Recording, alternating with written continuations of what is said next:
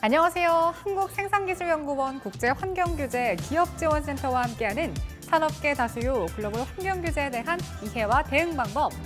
오늘 함께 알아볼 주제는 최근 여러 환경규제에서 요구하고 있는 제품 평가 방법 중 하나인 LCA입니다. 사실 제품은 공장에서 만들어지는 제조 과정뿐 아니라 제조 시 사용하는 전기, 원료를 만들 때, 그리고 제품이 유통되고 실제 제품이 사용, 그리고 폐기될 때까지 여러 오염물질을 배출하게 되는데요.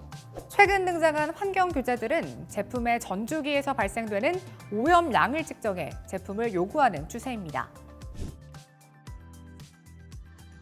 먼저 제품의 전주기, 즉 제품 전 과정과 환경 보존에 대한 책임의 확대에 대해 알아보도록 하겠습니다.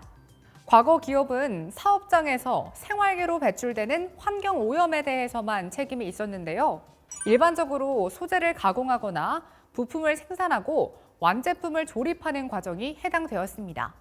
하지만 오염물질은 사업장에서만 발생되는 것이 아닙니다. 원료의 채취, 물류와 유통, 소비자 사용, 폐기되는 전 과정에서 에너지를 사용하고 오염물질을 배출하게 되는데요. 자원의 고갈을 줄이기 위한 방법으로는 재활용 원료를 사용할 수 있고 물류, 유통, 소비자 사용 단계에서 포장재를 간소화할 수 있습니다. 또 재활용이 용이하고 에너지 효율적인 제품을 생산함으로써 환경 부하도 줄일 수 있는데요.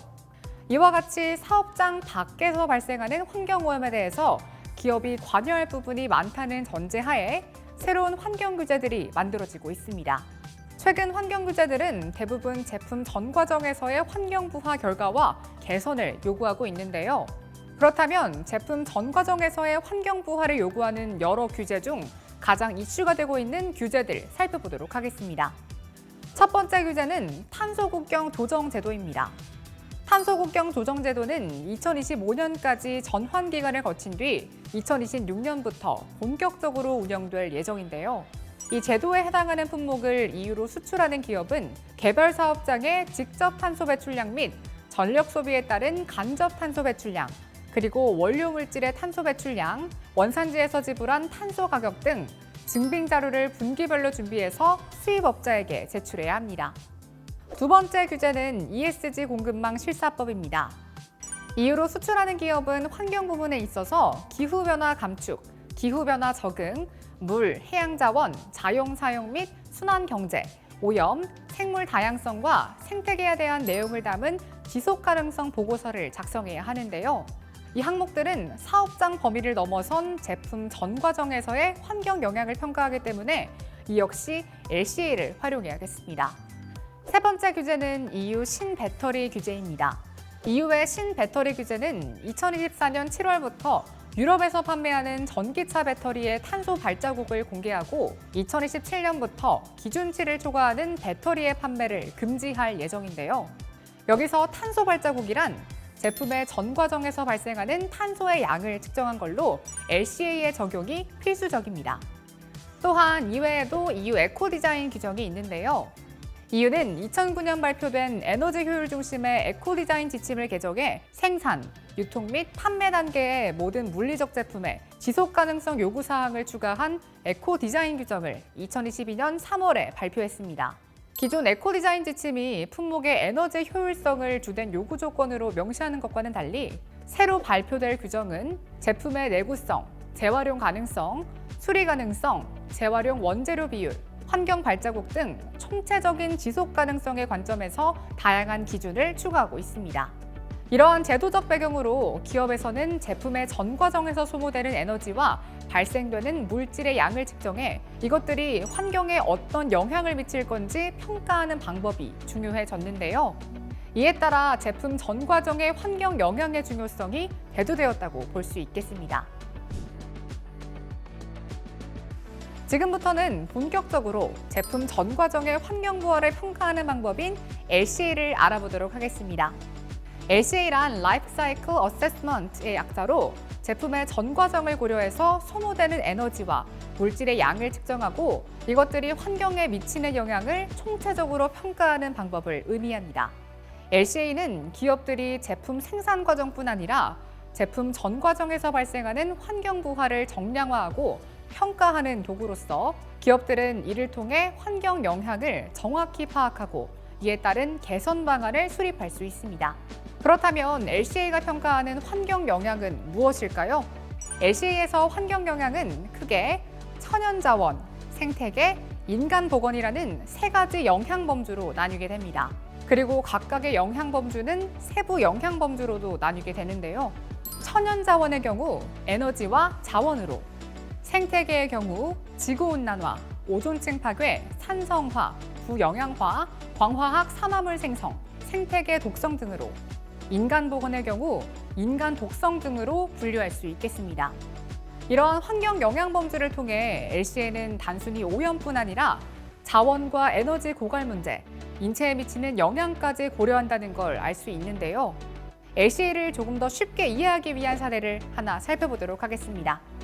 2005년 영국 환경성이 일회용 기저귀와 천 기저귀 중 어떤 것이 환경 친화적인 제품인지를 LCA로 비교한 사례인데요. 대부분의 사람들은 일회용 기저귀보다는 천 기저귀가 더 환경 친화적이라고 생각할 텐데요. LCA의 결과 중 자원 고갈 범주에서는 이와 같은 생각이 맞았습니다. 일회용 기저귀는 대량 생산을 하고 폐기도 되기 때문에 천 기저귀에 비해서 더 많은 자원을 고갈시키는데요. 하지만 지구 온난화의 관점으로 봤을 때는 그 결과가 달라졌습니다. 천 기저귀는 소비자가 사용하는 단계, 즉 세탁 시 많은 에너지를 사용하므로 일회용 기저귀보다 지구 온난화에 더 많이 기여하는 걸로 나타났는데요. 이렇게 LCA는 단순한 결론을 제공하는 것이 아니고 세분화된 영향 범주별로 정량적인 수치를 제공하고 비교할 수 있기 때문에 목적에 따라 여러 용도로 활용이 가능해집니다. 그렇다면 이처럼 여러 단계를 거쳐 제품의 전 과정을 평가하는 LCA를 활용할 경우 어떤 점이 좋을까요? 우선 환경 규제에 대한 대응입니다. LCA의 결과는 환경 규제에 대응하기 위한 중요 자료로 활용되는데요.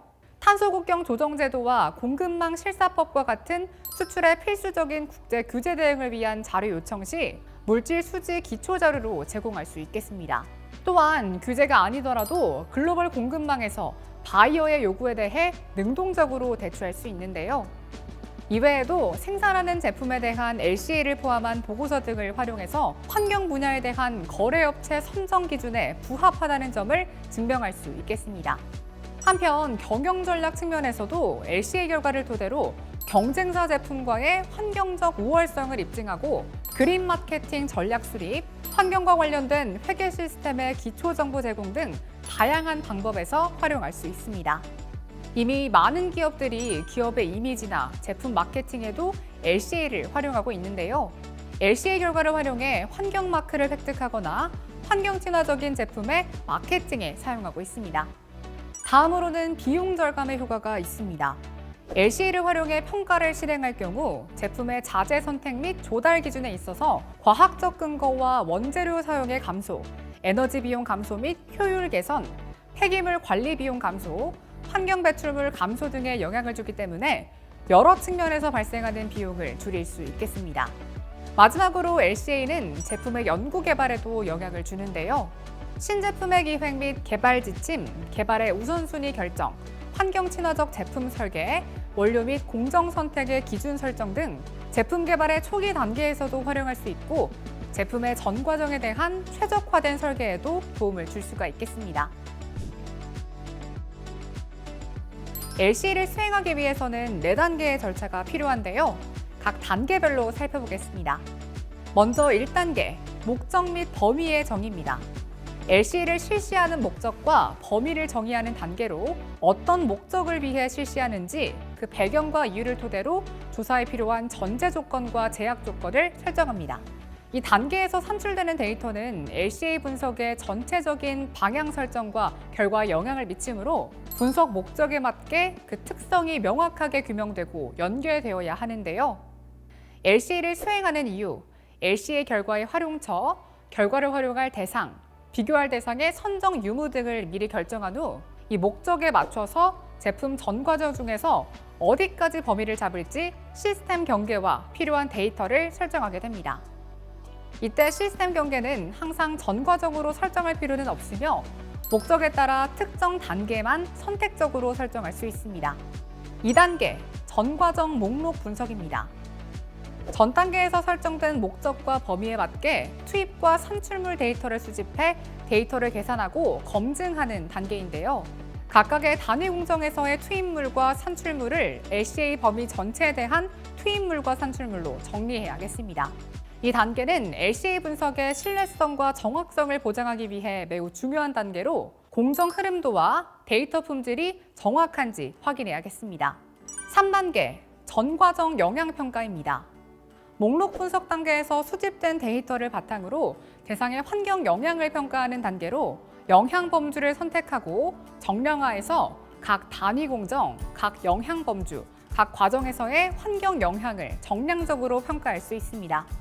2단계 목록 분석 결과의 투입물, 산출물을 1단계에서 설정한 영향평가 방법론의 영향 범주별로 분류하게 되며 이 단계를 영향평가의 분류화 단계라고 합니다. 다음으로 분류화 단계에서 영향 범주별로 분류된 물질들을 각각 세부 영향 범주에 미치는 영향을 정량화한 걸 특성화 단계라고 하는데요. 특성화를 거친 범주별 정량적 결과를 하나의 환경성 점수로 나타내는 정규화와 가중화를 진행합니다. 정규화는 환경 영향 범주별로 지역적, 시간적, 인구 수 등에 의해 기여한 환경 영향을 하나의 단위로 통일시키는 방법이며 가중화는 환경 영향의 범주별 중요도를 결정하는 방법입니다. 4단계 전과정 해석 단계입니다. 2단계 전과정 목록 분석과 3단계 전과정 영향평가 단계로부터 얻은 결과를 분석해서 결론을 도출하는 단계인데요. 어느 단계에서 환경 영향이 가장 높은지, 특정 단계에서 어느 영향 범주가 가장 영향이 큰지, 어떤 소재 또는 부품이 특정 영향 범주에 가장 큰 영향을 주는지 등 여러 가지 해석이 가능해집니다. 이 결과를 통해서 의사결정권자에게 제품 또는 서비스의 환경 영향을 보고하고 환경 개선을 위한 대안을 제시할 수 있겠습니다. 일반적으로 전과정 해석의 결과는 공급망에서의 요구사항이 지켜졌는지, 생산 공정에서 환경을 저해하는 요소를 개선할 여지가 있는지, 제품을 보다 친환경적으로 설계할 수 있는지, 그리고 해석된 결과를 어떻게 활용할 것인지에 대한 결정을 돕게 됩니다. LCA는 다양한 규제와 활용처에 따라서 그 기준이 조금씩 상이하기 때문에 한 기업의 같은 제품일지라도 활용처마다 각각의 기준에 맞춰서 LCA를 수행해야 하는 비효율적인 상황이 발생하기도 하는데요. 이에 국제표준화기구는 LCA와 관련된 표준을 제정하여 제공하고 있습니다. ISO 14040은 LCA를 수행하는 과정에 대한 원칙과 프레임워크를 제공하고 ISO 14044는 LCA 실행에 대한 자세한 지침을 제공합니다. 이러한 표준은 LCA를 수행하는 기업이 동일한 원칙과 방법을 사용해 LCA 결과를 산출할 수 있도록 도와줍니다. 지금까지 LCA 방법과 사례를 알아보았습니다. 실제 LCA를 기업 스스로 할 수 있는 경우는 LCA 전문가를 보유하고 있는 일부 대기업밖에 없는데요. 따라서 일반 기업의 경우 LCA 결과를 요구받을 때 전문가나 전문 컨설팅 업체에게 LCA를 의뢰하게 됩니다. 이 과정에서 정말 많은 데이터를 요구받게 되는데요. 이때 LCA의 기초적인 원리와 활용 방법을 알고 있다면 같은 비용으로 더 많은 활용을 할 수 있겠습니다. 또한 제품 전 과정 수준의 환경 규제는 지속적으로 늘어날 전망으로 앞으로 LCA에 대한 이해는 필수라고 할 수 있겠습니다.